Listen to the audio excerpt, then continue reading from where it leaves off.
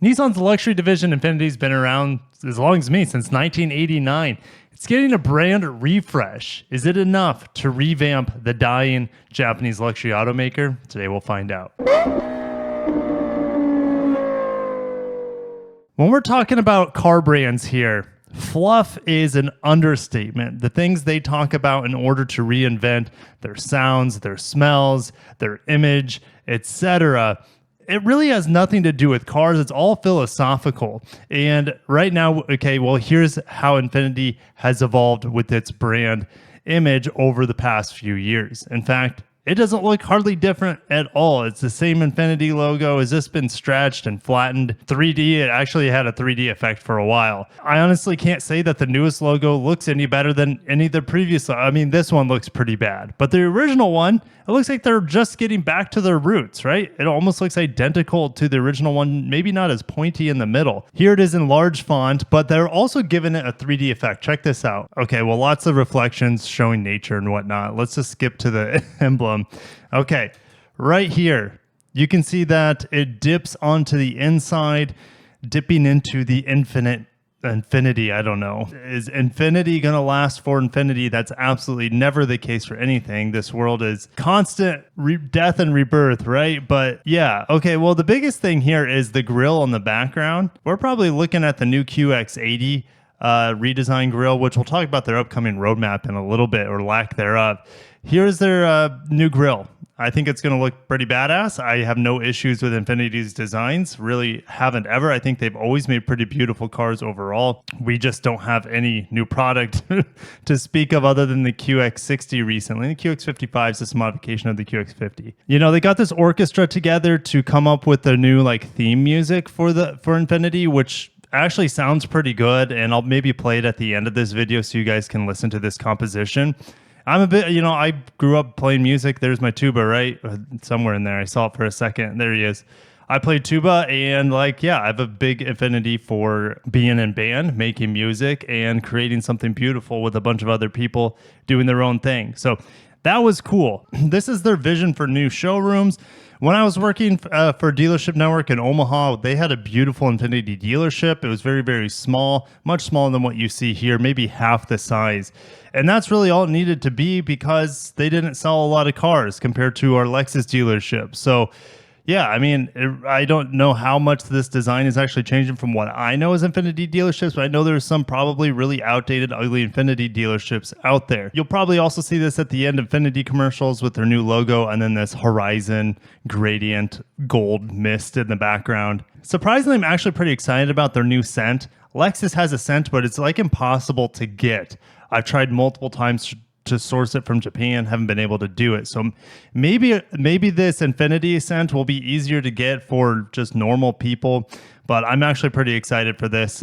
Out of all the things, maybe the most excited out of all the things we've seen today. All right, well, I think this is actually the Florida Keys here. I could be wrong, but that's what the Florida Keys looks like. I think it is, but I'll see you guys down below if you know the Florida Keys better than me. I really want to go back this summer.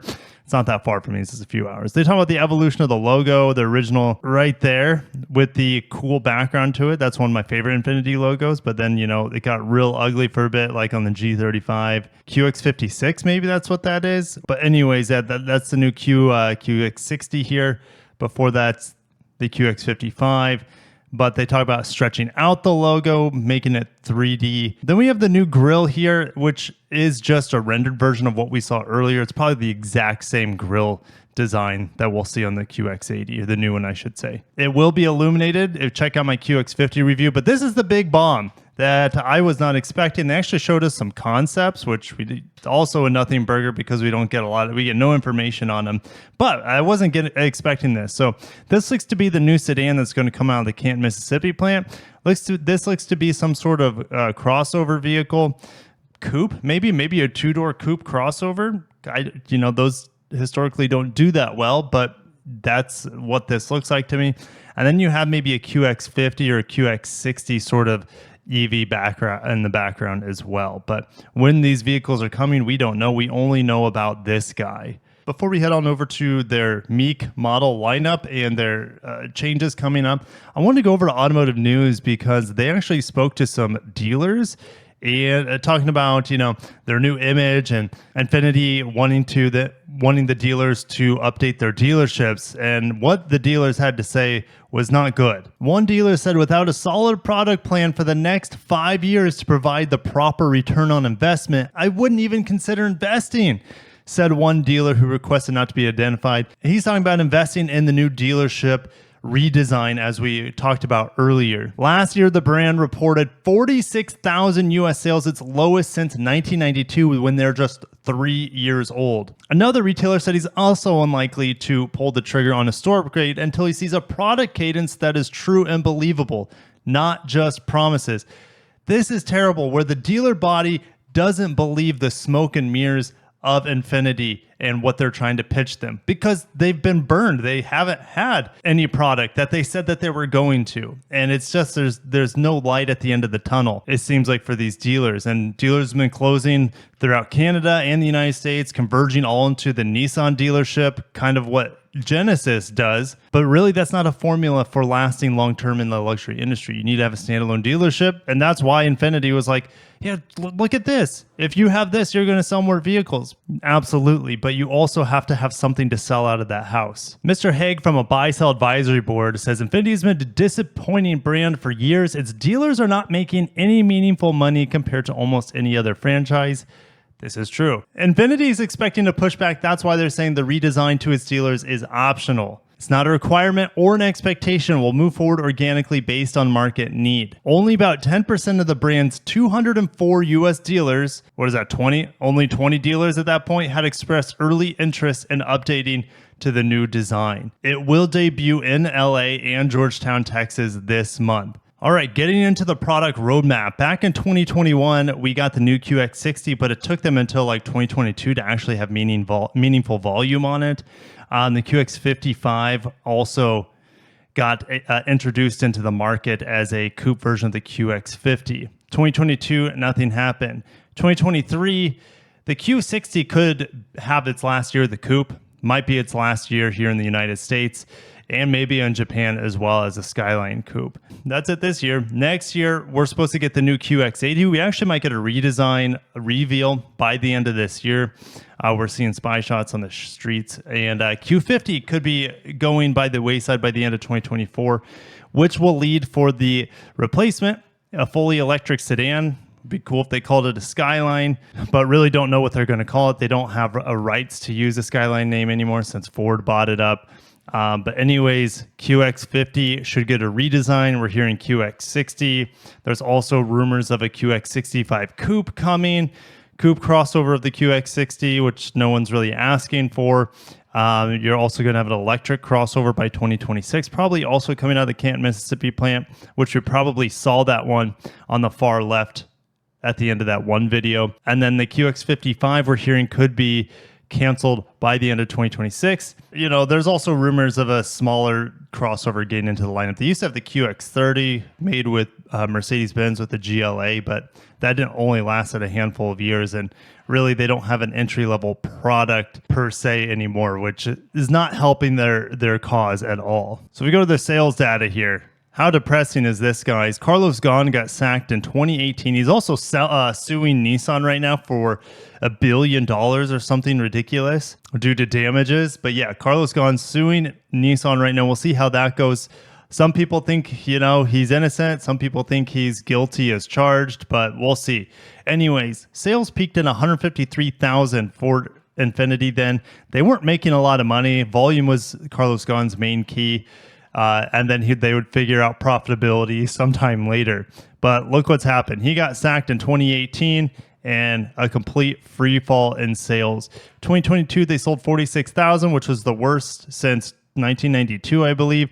And then 2023, we actually might have a rebound up to about 58 to 60,000 units here. Maybe 60,000 units might be better than 2021. But that's not even half of what they were selling in 2017 and 2018. Now, even if Infiniti is able to come out with a miracle product lineup and get back into the hearts and minds of consumers, they still have competition. And in fact, they've let competition soak into the market and make them effectively irrelevant nowadays. So if we head on over to Mazda with the new CX-90, it's a better vehicle than the QX-60, and it costs less money. So what are you going to do there, Infiniti? And it's built in Japan versus the United States, which, I mean, that's a different argument altogether, but that might be important for some of you guys. But also the QX70 coming out is going to be better than the QX50 by a long shot. No one wants a CVT in a luxury car.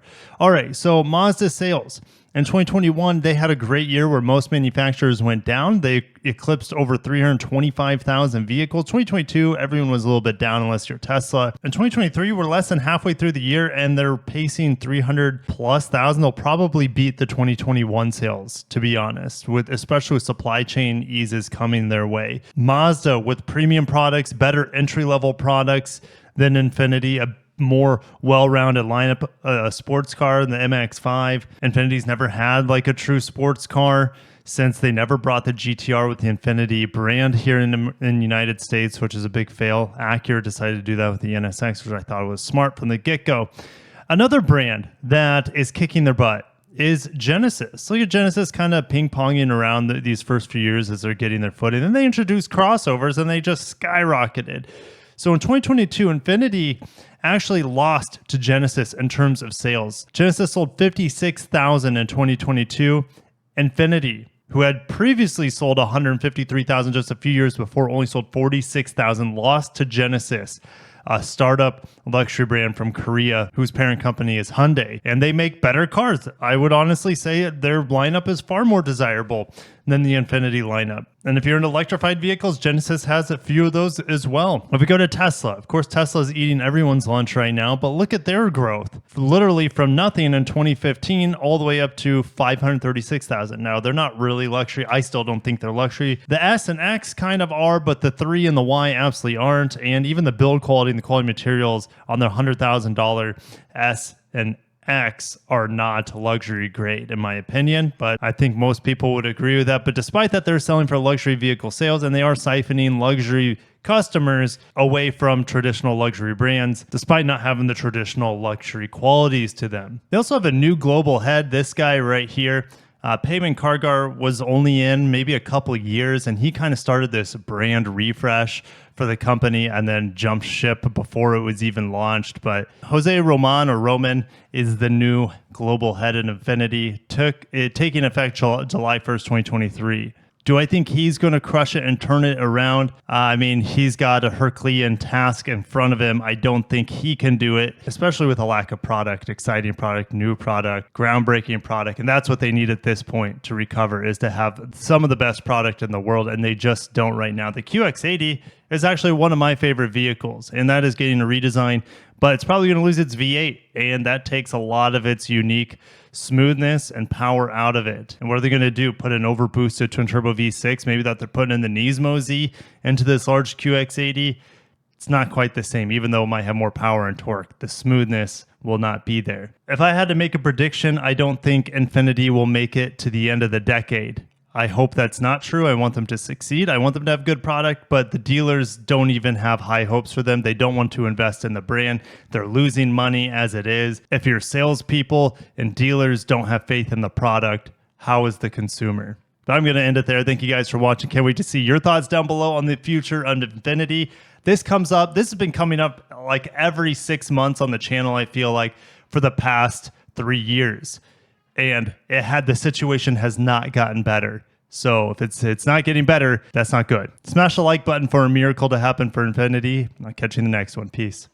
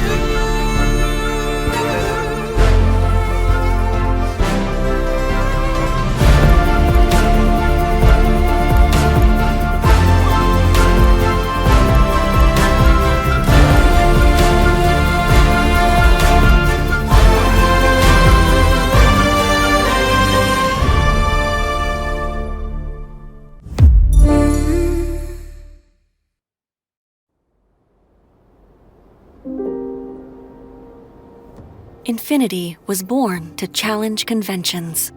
We create rewarding luxury experiences for those who dare to be different. Experiences that extend beyond the car. Experiences for all senses. To elevate our experience, we added a new dimension, a signature sound that represents us.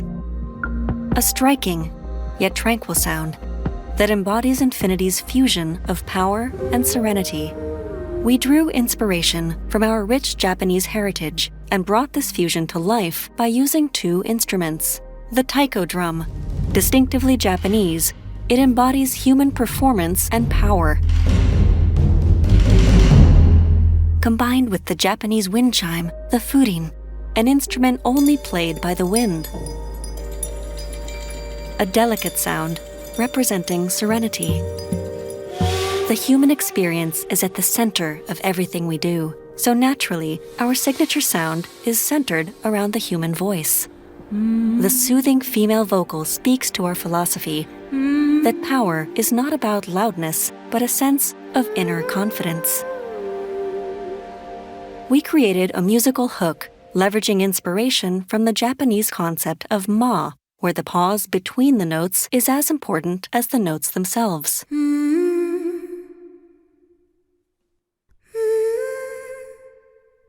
The delicate balance of taiko, furin, and the human voice brings to life our signature sound. Welcome to Infiniti's Moment of Tranquility.